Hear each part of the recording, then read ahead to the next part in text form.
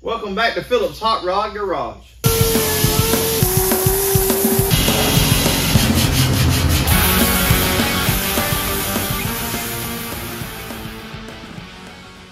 The world of hot rodding has been pretty exciting over the past few days.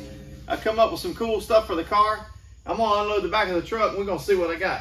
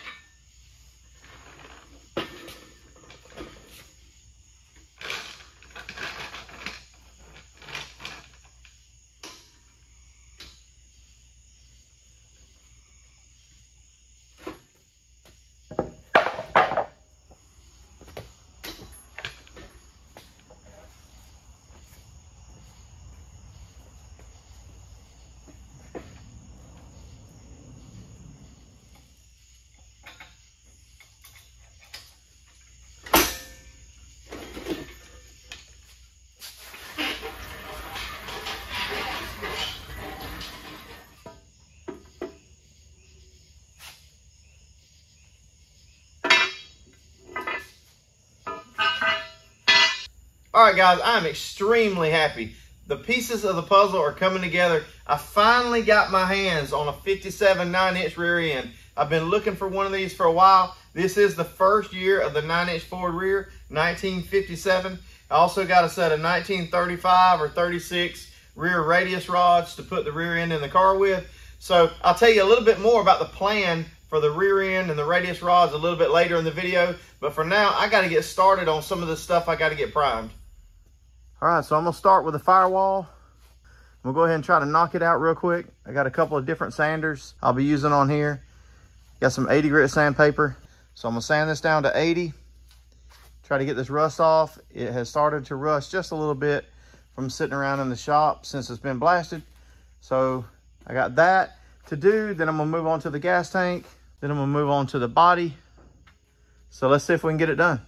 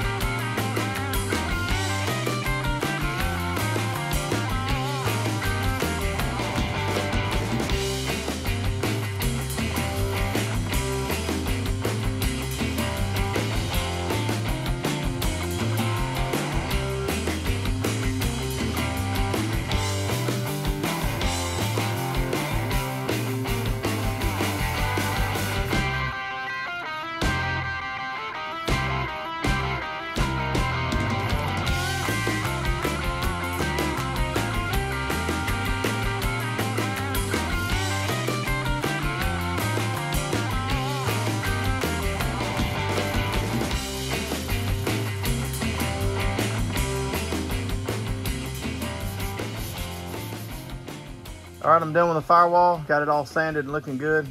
Now it's time to move on to the next piece. All right, guys, so unfortunately, I put this phosphoric coating on this gas tank and it's not gonna work.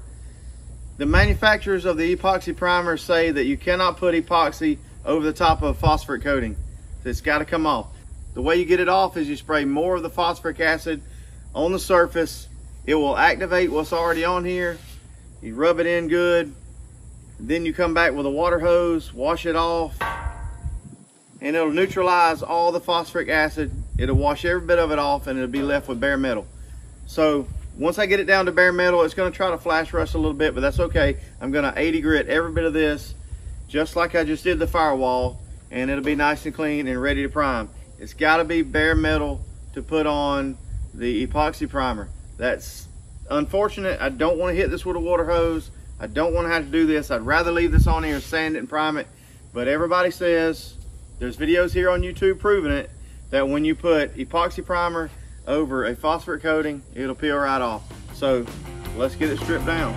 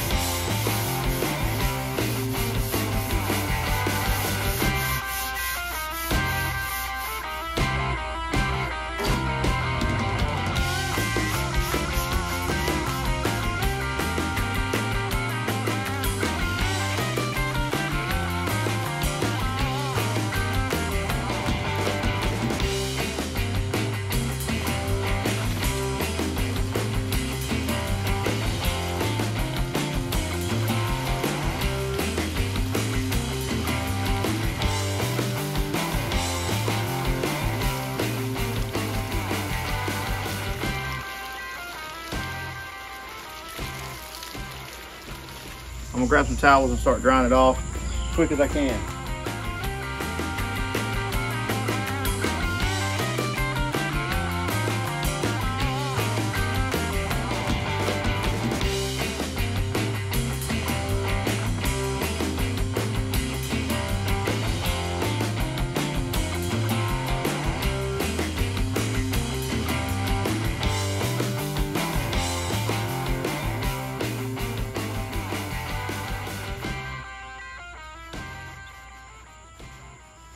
All right, so I got it as dry as I can get it with wiping it.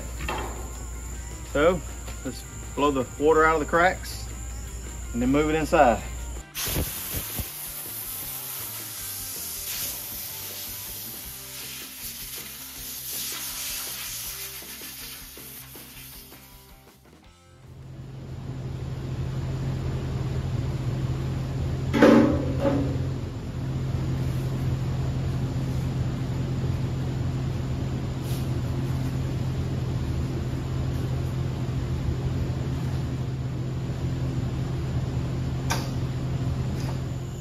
When I talked to Southern Polyurethanes about putting their epoxy on these parts, and they told me that I was going to have to neutralize that phosphoric acid with water, it made me cringe. Honestly, it did. I did not want to put water on these bare metal parts, but they said that was the best option. So as you can see, it didn't take long for this bare metal to start turning brown. That's all right. We're about to get started sanding. We're going to sand all this off and it'll be gone. before it even has time to get set in. So let's get started.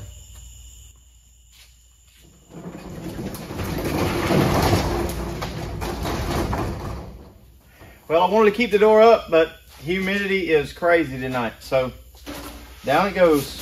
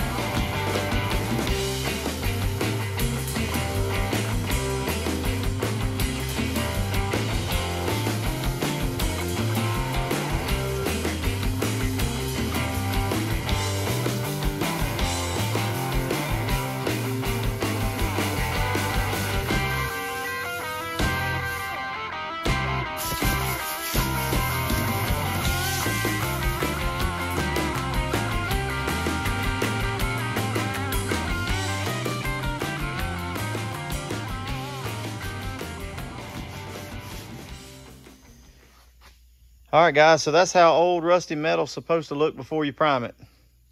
You got to get it clean. If you don't get all that rust out of those pits, you're just going to have problems down the road. Those pits are all perfectly clean, no rust down in them at all. That's how it's supposed to look. So the firewall's done, the top of the tank's done. Now I got to do the bottom.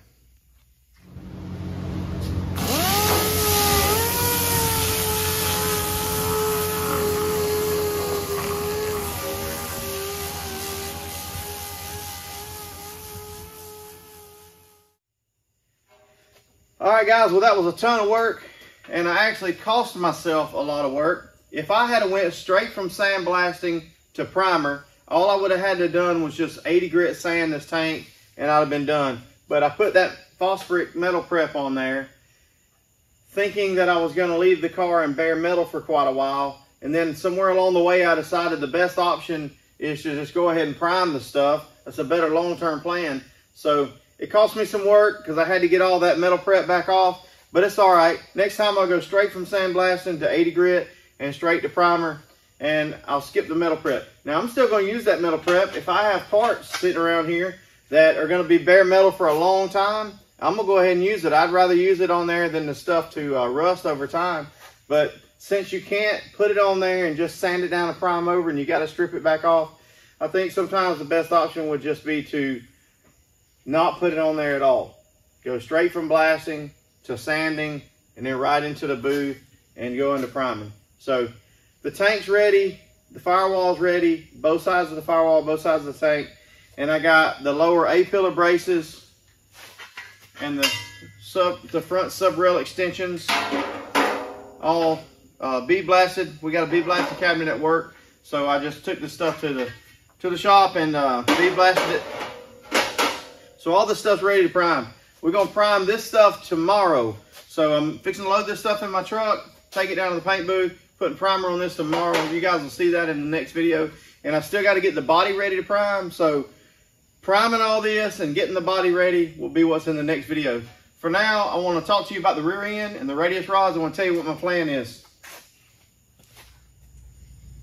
All right, guys, so I picked this rear end for a couple of reasons. Number one is that power that hemi is going to be making. I needed a rear end that was nice and strong. The early banjo rear ends from the 30s and the 40s are not going to handle the power of that hemi with a stick shift behind it. So everybody knows a 9-inch Ford is really strong, but I didn't want some later model rear. So I picked this 57 9-inch. It's the first year of the 9-inch. It's the best looking housing on a 9-inch. It has a nice smooth back on it. There's no hump in it for ring gear clearance. It's just a really nice round smooth back on it. Best looking 9-inch, first year of the 9-inch. And it's also only 57 1/4 inches wide overall width, which makes it the perfect width for the Model A body. And this is the narrowest 9-inch Ford that Ford ever made. So it's the perfect rear end for the car. I hunted one for a while. I'm glad I finally found it. Now on the radius rods, there's a few different choices I could have made. I could have went with some ladder bars. I could have done some later model street rod style 4-link. I didn't want all that stuff. I just want the traditional radius rods. So I got these 35 or 36 radius rods. And what I'm going to do is I'm going to mount the radius rods to the rear end in a very conventional way like you would see on all the old school hot rods. But I'm going to reinforce these radius rods. The radius rods will mount in from the bottom of the housing, and then from the top I'm going to add another tab with a bar that goes all the way down to the front of the radius rods. That kind of makes these early radius rods work like a set of ladder bars. They're really not strong enough to hold this 9-inch and the power of that hemi by themselves. They're gonna have to be modified and strengthened a little bit. So this is the plan. This is how I'm gonna make them look.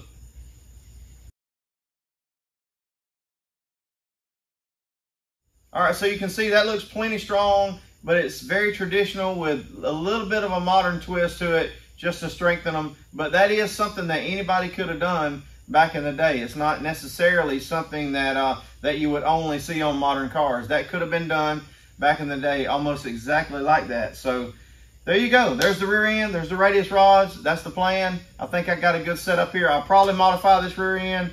I'll probably change the gear ratio. It has a 310 ratio in it now. I'll probably put positive traction in it. I'll go through it, rebuild it. New brakes, new bearings, everything will be new in it. And I got to change the lug pattern. Got to change this over from 5 on 4.5 over to a 5 on 5.5 so the early Ford wheels will fit on here. The only problem with that is I'll probably end up having to go with new axles. These axles, I don't think they have enough material to re-drill to a larger size, so I'll have to order up some new axles and get that done. All right, so I'm spraying primer tomorrow.